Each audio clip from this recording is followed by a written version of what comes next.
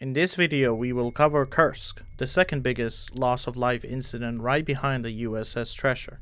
The nuclear powered project 949A Antey, known as Oscar Class II, submarine Kursk sank in the incident of 12th of August 2000 in the Barents Sea during the first major Russian naval exercise in more than 10 years, and all 118 crew on board were killed. This is her story.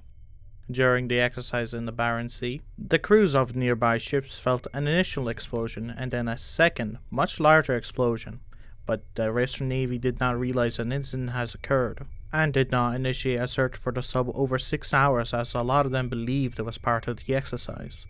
The submarine's emergency rescue buoy had been initially disabled during an earlier mission, and it took more than 16 hours to locate the sunken boat. Over 4 days, the Russian Navy repeatedly failed in its attempts to attach 4 different diving bells and submersibles to the escape hatch of the submarine. Its response was criticized as slow and inept. Officials misled and manipulated the public and the news media and refused help from other countries' ships nearby. I have to criticize this decision the most as it decreased the odds of the men being saved. President Vladimir Putin initially continued his vacation at the seaside resort in Sochi and only authorized the Russian Navy to accept the British and Norwegian assistance after 5 days had passed. 2 days later, the British and the Norwegian divers finally opened a hatch to the escape trunk in the boat's flooded ninth compartment, but found no survivors. An official investigation concluded that the crew loaded a dummy 65 to 76 kit torpedo. A faulty weld in its casting leaked high-test peroxide (HTP) inside the torpedo tube, initiating a catalyst explosion. The explosion blew off both the inner and the outer tube doors, ignited a fire, destroyed the bulkhead between the first and the second compartments, damaged the control room in the second compartment, incapacitated or killed the torpedo room and control room crew. The torpedo manufacturer challenged this hypothesis, insisting that the design would prevent the kind of event described, despite the claim the incident still occurred. 2 minutes and 15 seconds later, another 5 to 7 torpedo warheads exploded. They tore a large hole in the hull, collapsed the bulkheads between the first 3 compartments. It also destroyed compartment 4 and killed everyone still alive forward of the 6th compartment. The nuclear reactor shut down safely. Analysts concluded that 23 sailors took refuge in a small ninth compartment and survived for more than 6 hours. When the oxygen ran low, they attempted to replace the potassium superoxide chemical oxygen cartridge, but it fell into the oily seawater and exploded on contact. The resulting fire killed several crew members and triggered a flash fire that consumed the remaining oxygen, suffocating the remaining survivors. On the 26th of July 2002, almost 2 years later, the government commission of the Russian prosecutor general Vladimir Ustinov announced that the hydrogen peroxide fuel in the dummy torpedo inside the 4th torpedo launcher set off the initial explosion that sank Kursk.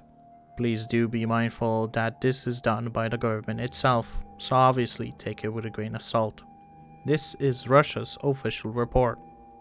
Ustinov released a 133-volume top-secret report in August 2002, 2 years after the disaster. The government then published a 4-page summary in the Russian newspaper that revealed, quote-unquote, stunning breaches of discipline, shoddy, obsolete, and poorly maintained equipment, and, quote-unquote, negligence, incompetence, and mismanagement. The report said that the rescue operation was unjustifiably delayed. The initial blast. The bulkhead between the first and second compartments traversed by a circular 47 cm or 19-inch air conditioning duct. The bulkhead should have sustained the blast wave, but in keeping with the common Russian submarine practice, the pressurized valve in the ventilation system that traversed the bulkhead was left open to minimize the change in pressure during the weapon's launch. The initial blast set off a fire that was later estimated to have burned at 2,700 Celsius or 4,890 Fahrenheit. The government report concluded the initial blast and fire in the torpedo room compartment immediately killed 7 crew members within. The open valve in the ventilation system allowed the huge blast and possibly the fire and the toxic smoke to enter the second and perhaps the third, fourth compartments as well. Although the submarine was at periscope depth with her radio antennas extended, no one in the command post was able to send a distress signal or press a single button that would initiate the emergency ballast blow and bring the submarine to surface. All 36 men in the command post located in the second compartment were immediately incapacitated by the blast wave and likely killed. The secondary explosion.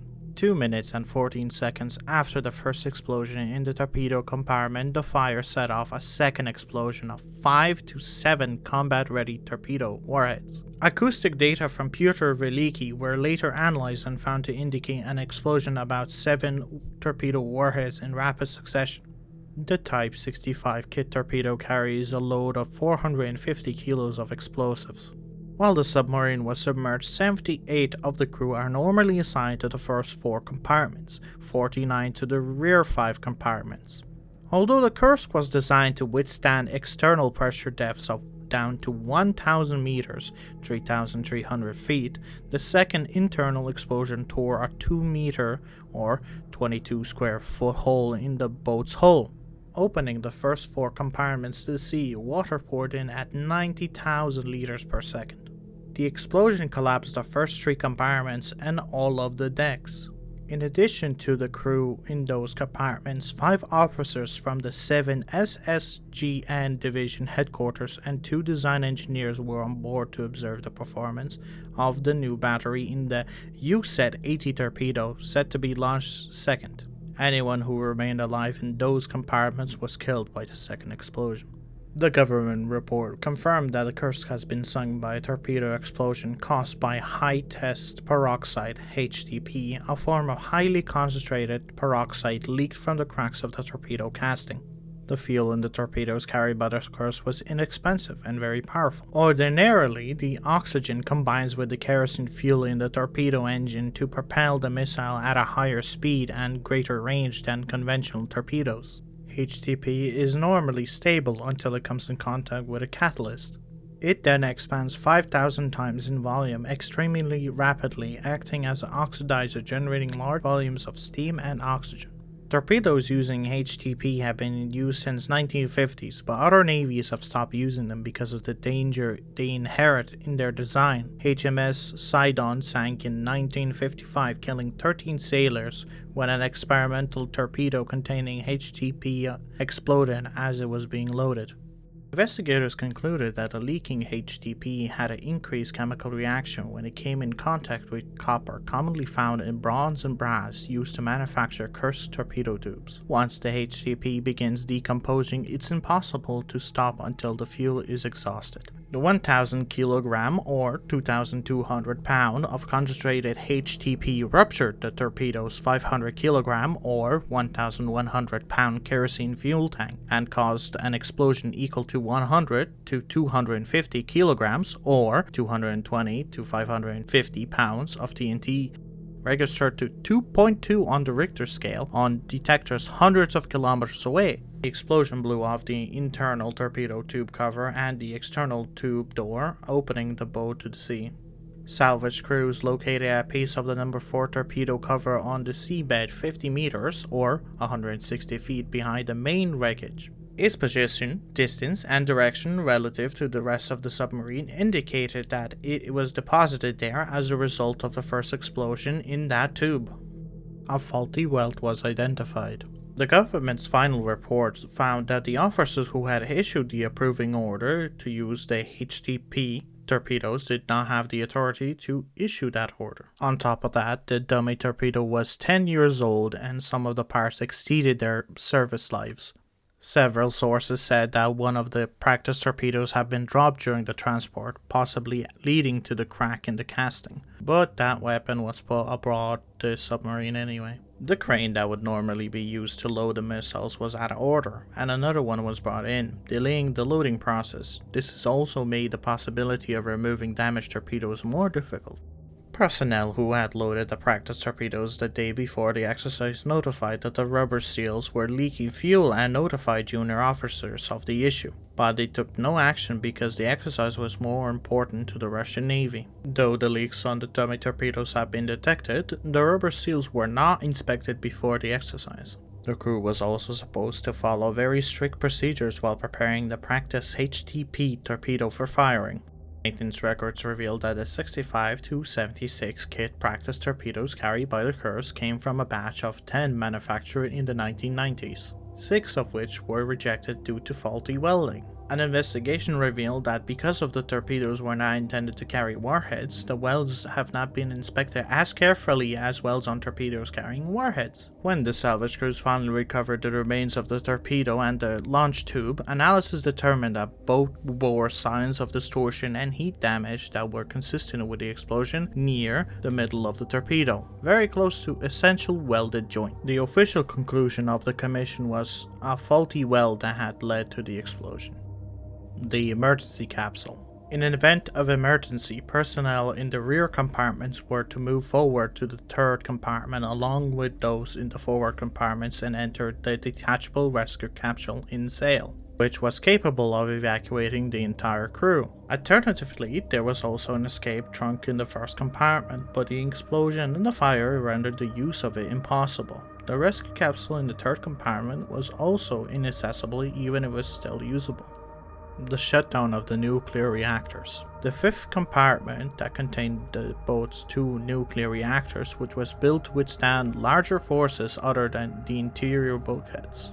Like the external hull, these bulkheads were designed to withstand pressure to depths of 1,000 meters or 3,300 feet. Reactors were additionally encased in 13 cm or 5.1 inch of steel and resiliently molded to absorb shocks in excess of 50 G. The bulkheads of the fifth compartment withstood both explosions, allowing the 2 reactors to shut down automatically and prevent a nuclear meltdown and widespread contamination of the sea. Automated recordings disabled. The fifth compartment, in addition to the reactors, contained equipment that automatically recorded the operating activity of the boat. 22 recordings were analyzed by specialists from St. Petersburg Center of Speech Technologies. They discovered that the system had been turned off the day of the accident in violation of procedure. Rescue buoy disabled. Kursk was equipped with an emergency rescue buoy on top of compartment 7. That was designed to automatically deploy when it detected a variety of emergency conditions, such as a fire or rapid change of pressure. It was intended to float to the surface and send a signal to help rescuers locate the sunken vessel.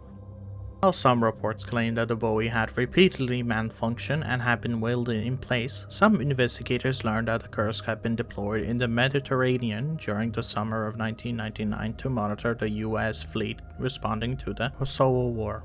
Russian Navy officers feared that the buoy might accidentally deploy and reveal the submarine's position to the US fleet and ordered the buoy to be disabled. It was inoperative when the sub sank. No charges filed. Despite many lapses in procedures and equipment, Yusnov said no charges would be filed because the disaster was caused by a technical malfunction and blame could not be placed on any specific individuals. He said that all the sailors have died within 8 hours, so none of them could have been rescued with the time available. At a news conference announcing the end of the official inquiry, he absolved the torpedo's manufacturer of any fault, and I quote, "Those who have designed the torpedo couldn't have foreseen the possibility of its explosion," end quote. He also said that there is no evidence that the torpedo has been damaged when it was being loaded onto Kursk. Ustinov closed the criminal case without filing charges. Family members were angry. Retired Russian Navy Captain Vladimir Mitayev, who lost a son on the Kursk, said, and I quote, "To me this is a clear case of negligence," end quote. In the end, no one was blamed for the disaster, and no one was held responsible. Thank you for watching the video, and please do leave a like and a comment. Any suggestions for any cases you want me to specifically cover, I'd really appreciate it. I'll try to do as much research as possible and do it justice.